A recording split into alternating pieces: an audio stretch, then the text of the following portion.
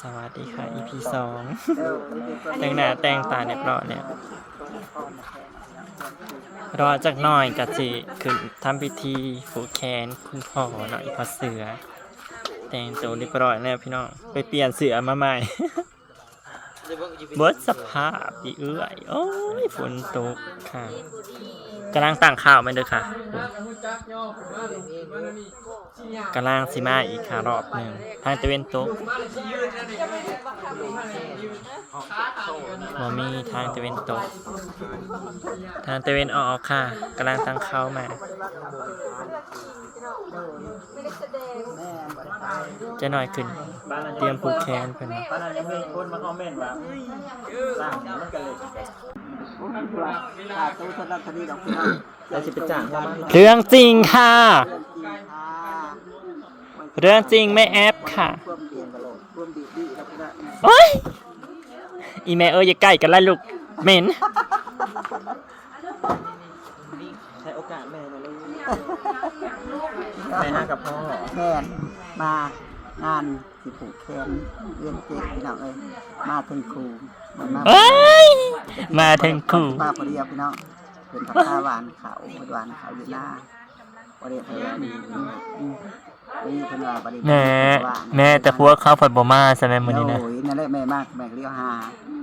เห็นแต่รถจักรคาเมืองนึงเห็นแต่รถจักรจอดบ่แม่นมันหาก็มาบ่ได้ออนเฟซมา10ชั่วโมงแล้วแจ้งแม่บ่ได้ออนเฟซมา10ชั่วโมงแล้วแม่แจ้งก็ได้แจ้งนะแม่เด้อมาเอิ้นจังเมื่ออันนี้อ่ะแล้วนี่คือเค้กนะคะโอ้ยสีชมพูเธอสีแห่งความรักบ่ป้า100 เหรียญบ่สีจากเหรียญเธอ10หรือ2แต่ว่าเงินจริงนะคะเพื่อนพี่เนาะมันคือเปื่อยลงอย่างสิเฮ้ยไก่มันคือเปื่อยลงอย่างสิโอ้ my god อ้าวเฮ้ยพ่อ Happy birthday นะคะโอ้ยผู้ได้เค้กฮูบชะเมือนเถอะอ๋อบรรยากาศท่านในฝนตกพี่น้องกำลังหวานแววการทางนี้เดี๋ยวจะหน่อยขึ้นผูกแขนผูกทั้งเมกับยกพระเขาพระควันมาแล้ว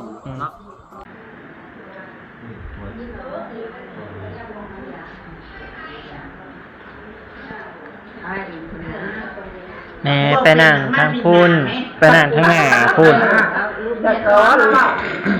ไปนั่งทางหน้าคุณแม่นี่ก็เป็นผู้คนนั่นแล้วไม่ที่ว่าไม่จะว่าไปกับการนั่นแล้วไปที่พ่อคือการอยู่แล้วนี่ก็จะลงมาพ่อเรียนก็ได้เปิดก็นั่งเลย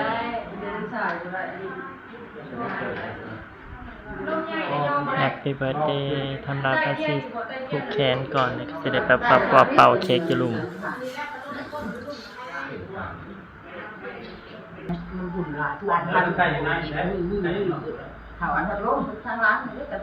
โอ้ยตายแล้วเรียบร้อยเริ่มเล่นผู้ชายกับแก้วไรปีไทยไก่มาแล้วนั่นได้นั่นมาดังขากันหมดแล้วเนาะอุ้ยมันที่ไปนั่งคนละอย่างนั่งคนละมือตัวคือเลยเนาะเราจะที่จะได้ยับก็มาแน่ข้าวผ้าควันผ้ายังกระวานมาคุณแม่เอาผ้ามาหน่อยแม่ขอแพ้ประเภทอะไรก็แต่หน้าพระจะเน้นทันหน้าใส่ผ้าควันนี่โอเคนั่งว่างนี่โอเคนี่ปิ้นเข้ามาเลยนะพักวันนี้นั่งก็นั่งไม่ซื่อกันแล้วคุณแม่โอ้ยคุณแม่เขินสิหายซ้อนมานี่สิหายซ้อนไปดึงรถเจ้าเรานี่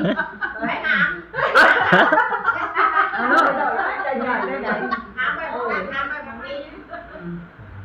หนักอะไรผ้าควันผ้าควันคุณแม่มาพี่คุณแม่มาไหน ดึงแคนแม่มาล่ามานั่งพี่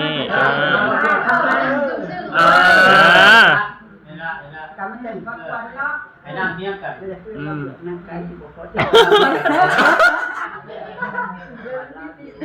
ตัวแล้วเราเลือกที่แอนจุ๊บจิ๊บกันอยู่นั่นแหละจะคือคัดกันเดือดเลยบอกเป็นจะเผาเราเดียวแล้ว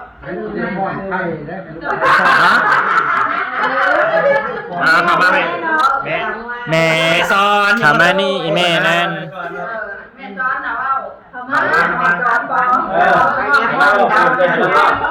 มาเราซ้อนเรามอบประวันหน่อยหนังมอบแล้วก็เข้าประวันนี้ที่จะจับเลยจับมันจับจับพักเข้าประวันนี้แล้วกระยาย่างกระยาที่จะมาได้ภาษีแทนที่จะเป็นถึงสองผ้าขาวที่เป็นมาผ้าฟ้าเป็นตัวเป็นผ้าขาววันเจ้าอยู่รุ่งปลาเราปลาเส้นค่ะลูกขึ้นมาคนจะอยู่ปลาผ้าแต่ลูกมาเขาผู้ถ่ายผู้สิ่งมาเจ้าให้ลูกเราดีแห้งมันคงจะลงแก่นั้นกันเด้อมายืนอยู่ทางนี้นึกว่าผูกแขนลูกเดินกับเองค่ะคือนั่งคู่กันใช่ไหม ผูกแคนนี่แม่กับนี่แน่ค่ะแล้วกับผูกแคนข้างนั้นนี่ค่ะขออนุญาตยืนด้วยค่ะคุณยายผูกก่อนคุณยายบอกว่ามันเลิกปวดก่อนเราเรียกสิ่งที่ว่าเขาบอกว่าประชาชนอันล้อผูกนี่ก็คืออันตั้งใหญ่แท้มันจังศักดิ์สิทธิ์บ่มาแปลกไม่คุณเขาบ้านเขาไม่มีแล้วจะมีที่สระตายของเอามาใส่นี่เขาไอ้ใส่แล้วเป็นเขานะอ๋อพอใส่แล้วใส่จ่าใส่จ่า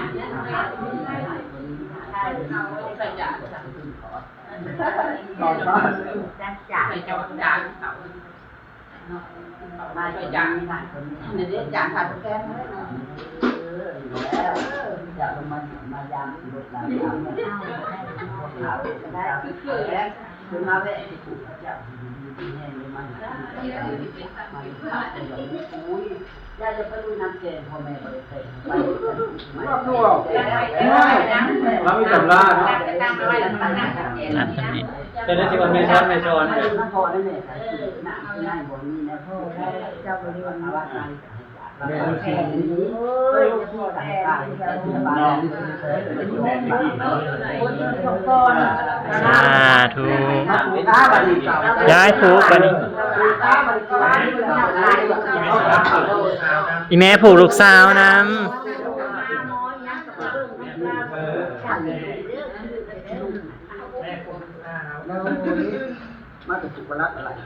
ผูกให้ผูกตะลุกเข้าเอ้าตะลุกสาวไปบ่ผูกการแบ่งแสนว่าสิได้ค่ายนต์กลับบ่ค่ายนต์ก็บ่ได้ถือแล้วนั่งเครื่องบินบ่ได้จักลานั่งเครื่องบินมันแล้วนั่งเครื่องบินกลับแล้วนั่งเครื่องบินมานั่งเครื่องบินบ่ใช้เวลาโดนลางานประจำปีมาจริงแล้วงานเฮ็ดงานอยู่แบบมาทำหน้าที่แบบนี้ใหม่นะรักไอ้คนเราแล้วคนแล้วก็เจ้าเอามาเลี้ยงตุ้มแล้วผัดแกงแม่ขับไปผูกแม่แล้วไปผูกนี่เครื่องไม่ขาดมันนอกอ้ยโลกว่างนั่นน่ะร้ายปานใดโอ้มาบ่ได้แล้วของส่งคืนดอกส่งมาเจ้าผูกส่งสิเก็บส่งทางส่งค่ารถค่ายนต์ลูกหลาน ดูใหญ่กว่า2สิบ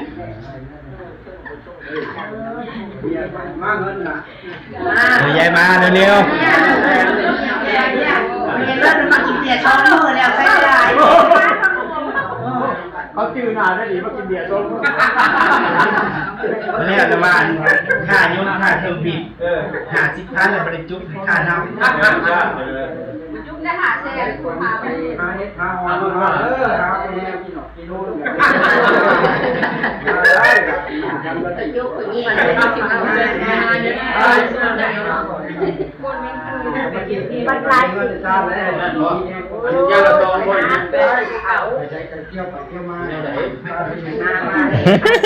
คุณแม่ไปไซ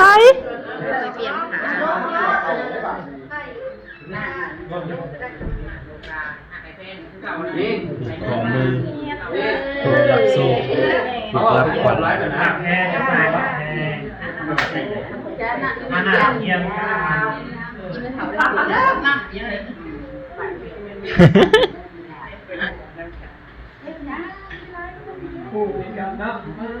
อืม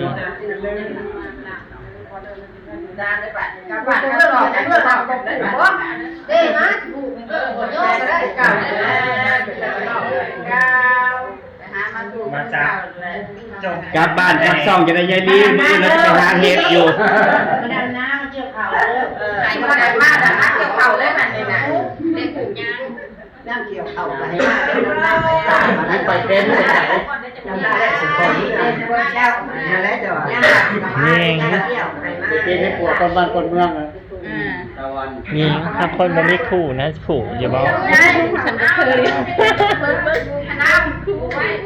คนบ่มีคู่ว่าผูกอย่าบอก เคยนะฉันรู้นะ ฉันยังไม่มี ฉันยังไม่มีครับสอบใหม่นะ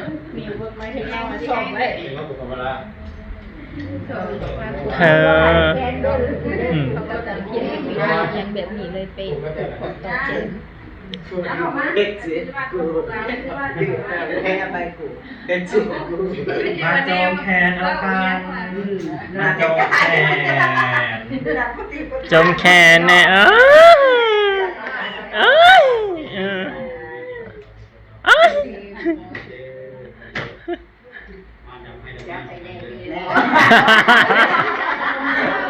เดี๋ยวสิว่าอย่างนี้เนาะ ว่าประชาชนมาจากไหน ไอ้มาไหน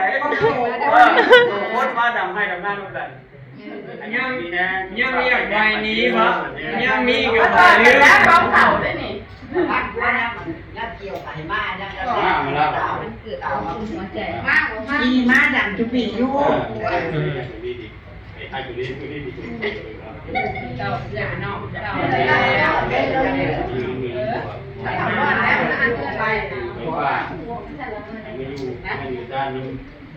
ไม่ทางนี้จะสมให้ปักไปกันให้มากเรา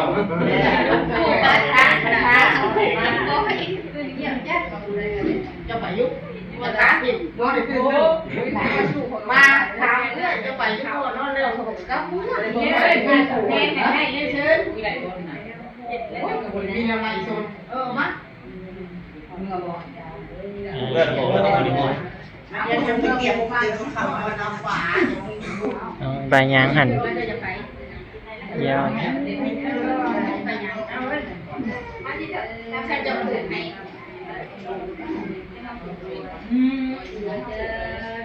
เดี๋ยวสวยกับสิข้าวผู้พี่น้องเบิ่งเงินก่อน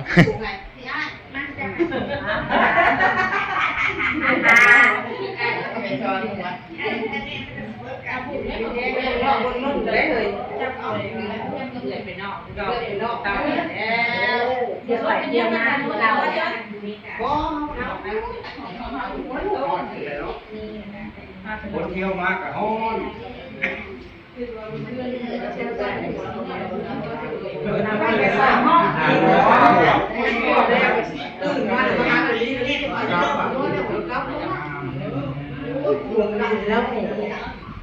เธอ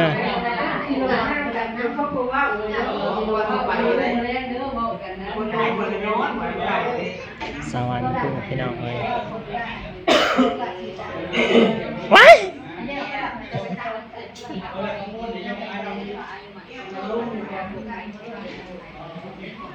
ของขาดแค่ตัวสิ่งที่ผู้ชายเสร็จพวกเสร็จ ลายได้ผูกไข่สงครามไทยวงไล่เชนเล็กเต็มหมาเรือฝากแน่ฉันจะไปผูกแขนฉันบริยุทธ์ไปดู จับมาหูเลย เทียไทยหุบไปเลยเนี่ยมาไทยหุบเราหน่อยแม่ไปเบิ่งร้านได้ไหมแม่ไปเบิ่งร้านเนี่ยคนหลายยันร้านแห่งบสบายอยู่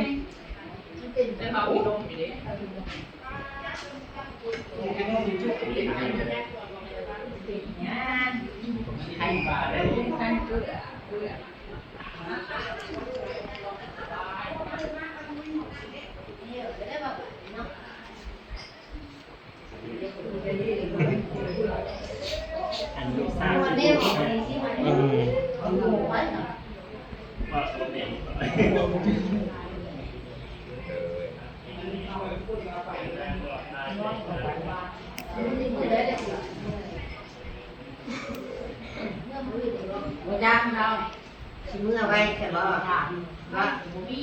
ผูกเสร็จเรียบร้อยแล้วพี่น้องแล้วแต่หัวหน้าอามีคุณน้ำกับผูกแล้วยังจะอามีมาดิเราจะผูกแขนกันนะคะแล้วก็จะออกไปเป่าเค้กพี่น้องไปเนาะคลิปหน้าได้เป่าเค้กขออนุญาตออกด้วยครับพี่น้องผูกแล้วอยู่ดีมีเฮทั้ง2 คนนะคะแล้วจะมีผูก คนละ500คนละ500ตัว เขาตื่นมาเอาเขานอนรับเด้ คนละ500 เดี๋ยวน้ำรวยๆเลยค่ะร้อยกลับไปหาร้อยหลังนี่เลยเด้อคอยเกิดสุขภาพแข็งแรงเด้อจ้า เพิ่นให้ประจับเพิ่นถือเลข แม่เพื่อถึงเลขประจ คอยถูกรางวัล ำ ที่ เพื่อ ห ให้ นึ่ง แม่ไปเฮ็ดบุญประจำเนี่ยนะ อันนี้ส่งค่าเครื่องบิน เขาก็ นี่ลุงพลอยค่าเครื่องบินเท่าไหร่นะ2,500ที่เหลือเอามาลา 2,500ที่แล้วนะ